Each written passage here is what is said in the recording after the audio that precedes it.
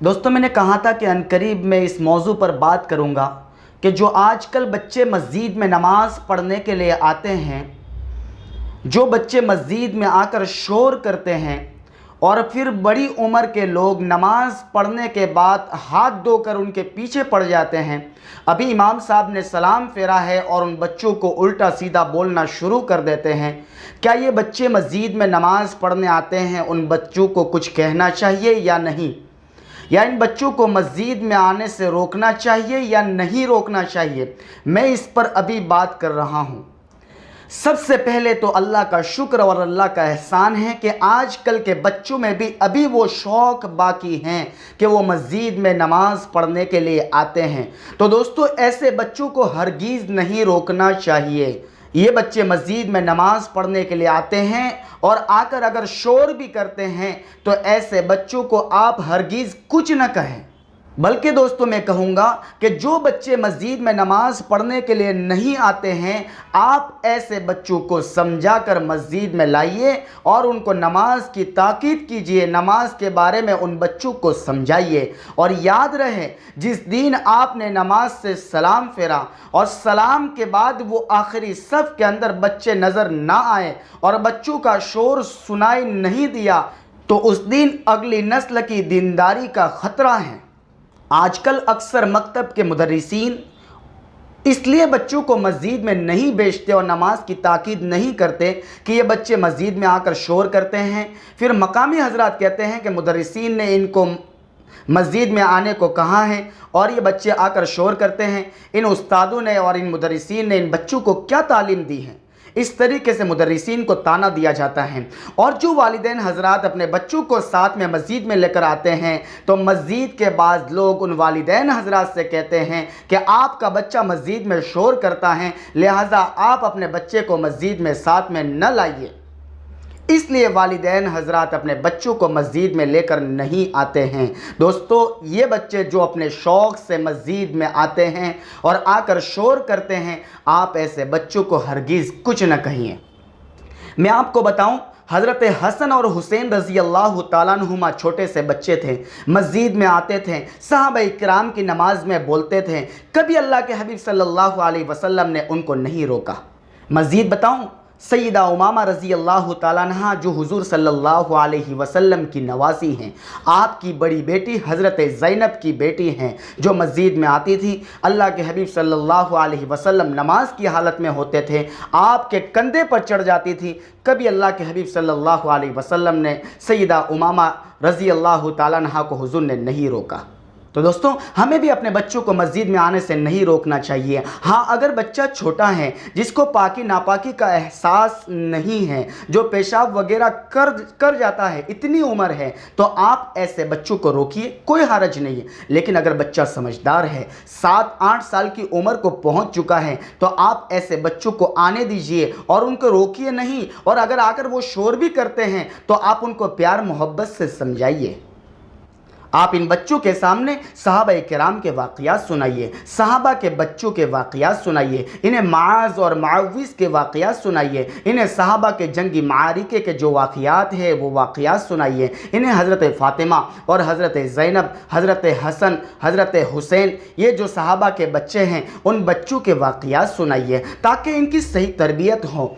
और पिछले अम्बिया इकराम अलैहिस्सलातु वस्सलाम के जो वाक़यात हैं, वो वाक़यात इन बच्चों को सुनाइए। मूसा अलैहिस्सलाम का वाक़या है, इसी तरीके से अल्लाह रब्बुल इज़्ज़त की जो मदद है उनके साथ आई, वो वाक़यात सुनाइए। इन्हें फ़िरौन का वाक़या सुनाइए, कैसे अल्लाह रब्बुल इज़्ज़त ने फ़िरौन को पानी के अंदर गर्क किया, दरिया में गर्क किया। इन वाक़यात से इनका ईमानी पावर जो है वो बढ़ेगा।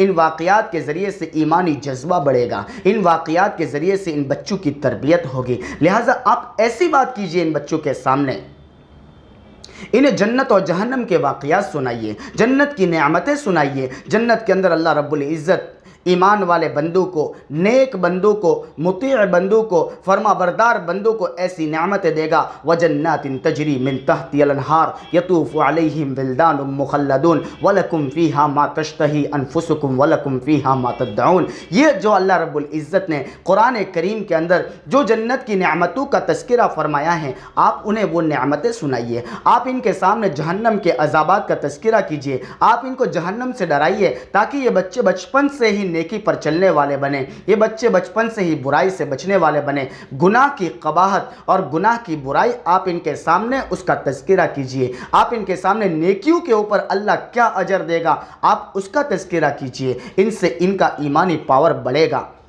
आप इन बच्चों के अकायद को सही कीजिए और कुफ्र की नफ़रत इनके दिलों के अंदर भर दीजिए।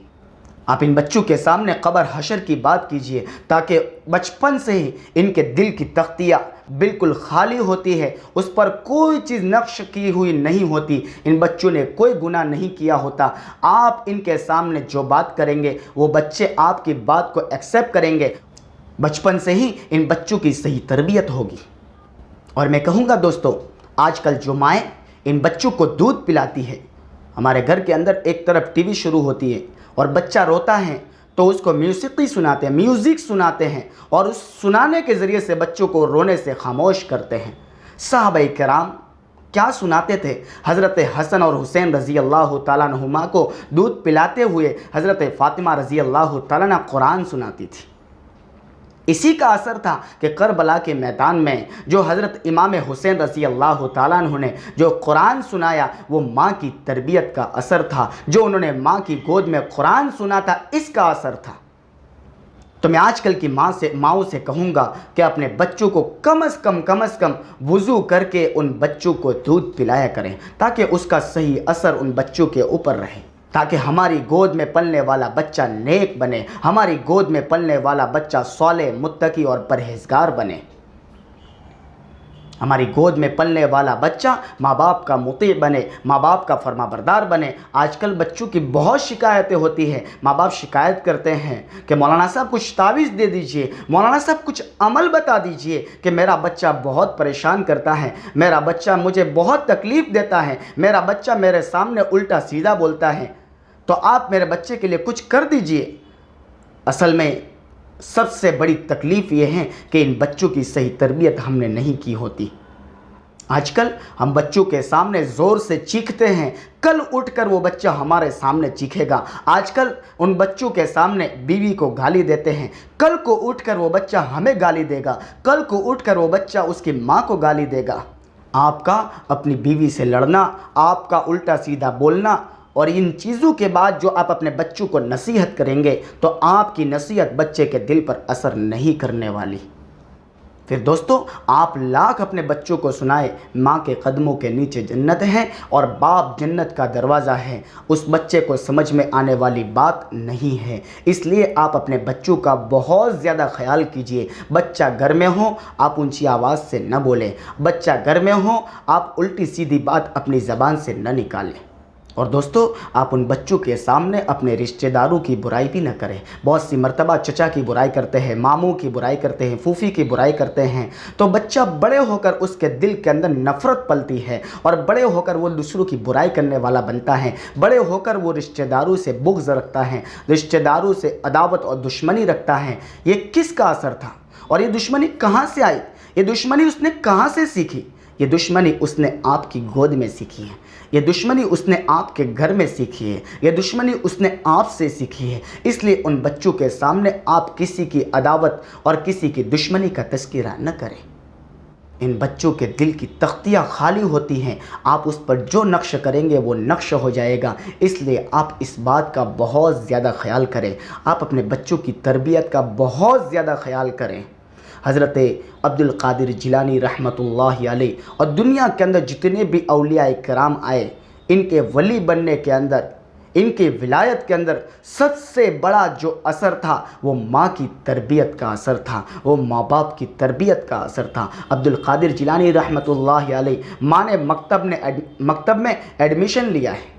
अब्दुल कादिर जिलानी रहमतुल्लाहि अलैह की माँ ने उनका एडमिशन मकतब में लिया है। अभी उस्ताद ने पढ़ाया है बिस्मिल्लाहिर्रहमानिर्रहीम इन्होंने 14 पारे हिफ्ज़ सुना दिए, और एक जगह लिखा है कि 18 पारे इन्होंने हिफ्ज़ सुना दिए। ये किस चीज़ का असर था दोस्तों?